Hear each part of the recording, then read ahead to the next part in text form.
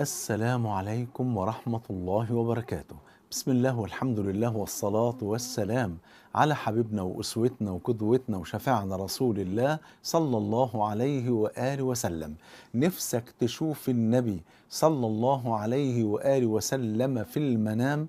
تعالوا نعرف بعد ما نصلي على حبيبنا صلى الله عليه وآله وسلم. أكيد كل مسلم وكل مسلمة وكل واحد فينا يتمنى، بل دي أغلى أمنية في حياته، إن هو يشوف النبي صلى الله عليه وسلم ولو مرة حتى واحدة في المنام.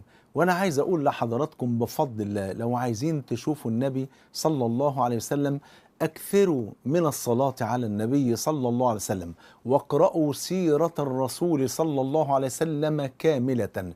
صدقوني لو عملتم كده، لو أكثرتم من الصلاة عليه صلى الله عليه وسلم وقرأتم سيرته، هتحبوه أكتر وأكتر. ولو حبيتوا النبي صلى الله عليه وسلم هيزداد حبكم ليه كلما قرأتم شيئا من سيرته العطرة. ولو ازداد حبكم له هتنشغلوا وتنشغل قلوبكم بالحبيب المصطفى صلى الله عليه وسلم وبمتابعته والسير وراءه، فهو أسوتنا وقدوتنا. لقد كان لكم في رسول الله أسوة حسنة لمن كان يرجو الله واليوم الآخر وذكر الله كثيرا. فلو انشغل القلب بالنبي صلى الله عليه وسلم، أرجو من الله أن تروا النبي صلى الله عليه وسلم في المنام. ولذلك أتذكر قصة هذا الرجل التابعي لما ذهب إلى شيخه وقال: يا شيخ، أريد أن أرى النبي في المنام صلى الله عليه وسلم. قال: يا بني، تعال بعد صلاة العشاء إلى بيتي وسأخبرك كيف ترى النبي في المنام صلى الله عليه وآله وسلم.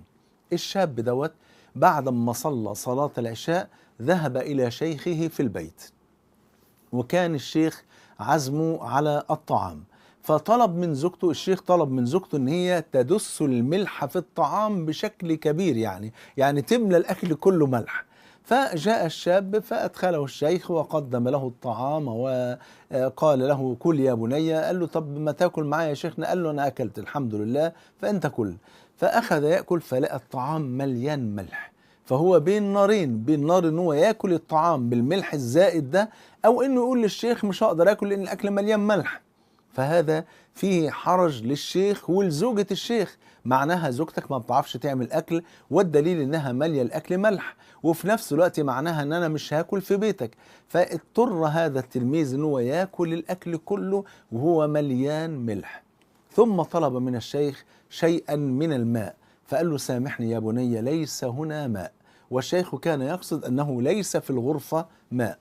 فالمهم فقال له: يعني اذهب الآن يا بني ونم في غرفة الضيوف، وإذا جاء وقت قيام الليل سأوقظك، نصلي قيام الليل ثم نذهب سويا إلى صلاة الفجر، يكون المية قدرنا نجيب مية وتشرب وكل حاجة يعني. قال له: حاضر.